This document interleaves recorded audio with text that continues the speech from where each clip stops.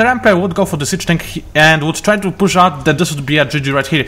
But he didn't. If he would go for the siege tanks and stay over here, then it would be a macrofrost for the Zeg, and this would be a GG either way. So I guess this was a good idea to go for the force. It is very arguable. I mean, I encourage you guys to, you know, post your comments in the VoD section of our forums, but I'm not sure. I think the force were really a nice idea, especially because I kind of also guessed that the opponent is gonna go for the mutas, which is kind of obvious. And as you can see, those mutas are already here. There's a handful of mutas. Let's see how many. 10 mutas. This is something that can kill a lot of your, you know, what are they? SCVs, yeah, sorry for that. SCVs in no time, so this is very important. As you can see, Reckoner has also got his roach warrant, just in case he's not making any roaches, but he knows that it might be useful later in the game, and it is good to have some more units than Zerglings and Benix. Sometimes I was in a wing position and I lost as a Zerg only because I was relying on those flying units and Zerglings and sometimes Benix, and you kind of need from time to time to have those tankish units to absorb some damage. This is actually very important. So right now, what we see is Terramper trying to expand. As you can see, he is using his barracks to make a strong, powerful, whatever you want to call it, line of defense, with a couple of Helions having range big enough to fire on any Zerglings that are coming near it.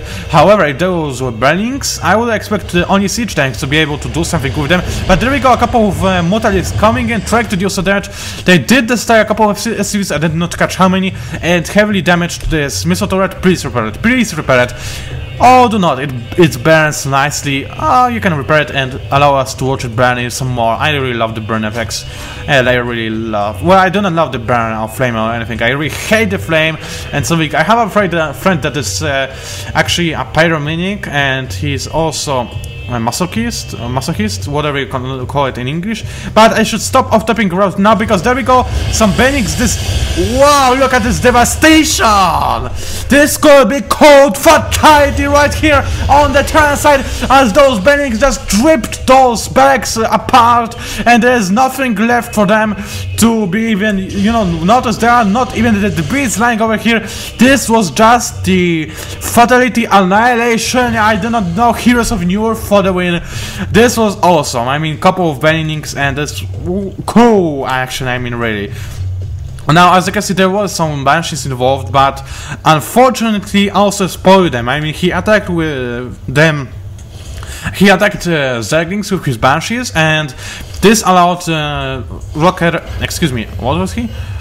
Rekatan to make his overseas, so now he's prepared for any Banshees that would come over here. Are there any Banshees roaming around? No, I do not see any Banshees anywhere, so I guess they're not roaming. Yeah, they're all here, just gathering the energy. And as you can see, militaries are on the hunt once again, one more time, trying to deal some damage, but the force are a hard for Schwarzenegger-like counter for those, so they cannot get anywhere near them. However, if I were Rekatan, I would possibly try to harass the mineral line once more, simply because we know that there are forces over here guarding this area, so there should be no problem in, you know, bypassing this defense with air. And as you can see, Rekatan is trying to expand into his gold. He's already having 2 expansions. There's his new one and his natural.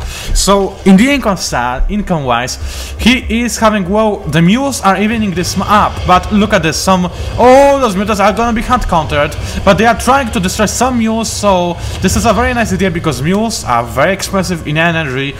So this was a worthy trade in my opinion. And look at the harvester difference, 18 to 46. That is a lot, it really is.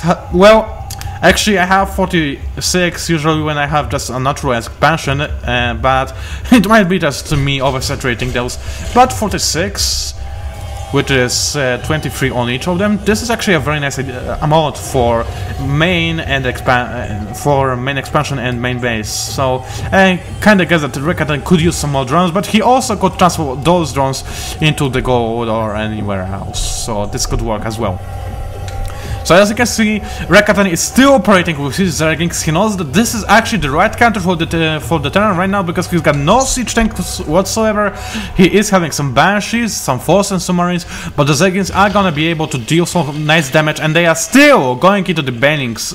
So they are going to be able to bust through those barracks, no problem. And there's my suggestion being, you know, in progress. So those mutants did bypass those forts and tried to lay some damage onto Auser, and Auser, well, he still is not supply blocked, but if I were him, I would definitely place some more missile turrets over here, here, and here.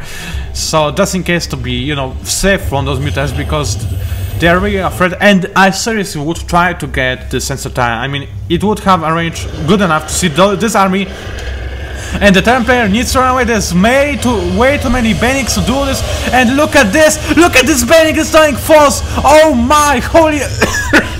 I'm gonna die right now. Wow! This was awesome. This is just some crash talk over here, because... yeah, he did play well, so be careful, Auser. But oh man, this was awesome. I mean, this was awesome.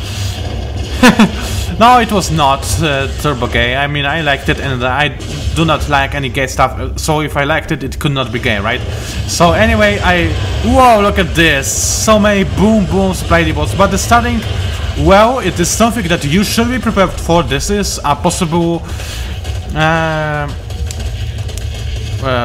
Wait. Yeah, that is the counter. So. Yeah, the force are turbo gay too, so I kinda guess this was uneven matchup, and I really like this static strategy. I did not see anything bad about it. I mean, it was just a strategy, right? To steal somebody's gas. Possible. If you would really want to prevent this or defend against this, you could, although it would be, you know, a big effort for you to do. So I really like this strategy. I mean, being absolutely honest, I once fell for it too. I mean, it was not exactly the same case because I was Protoss, but it was something similar with me having no gas whatsoever, forced to spam Zealots, and Zealots against Marauders, not the best thing. So, yeah. Of course, I had a much easier job to counter it because SUs are snipeable when they are sniping anything. Anyway, I should end this right now. Amazing replay. Awesome for you to rewatch it 1 or 2 more times to learn the build orders. I mean, this was really excellent play by the Zerg. I really loved what he did. This is a very nice strategy, utilized to the maximum. Very nice play by the Terran as well, because he defended extraordinarily well. His only, I would call it a serious sin, was marching out with not making sure that he is able to do so. He just walked right into the blob of the Banings. Really, Sensor Tower would make it much easier for him, and a single scattering mash would allow this as well.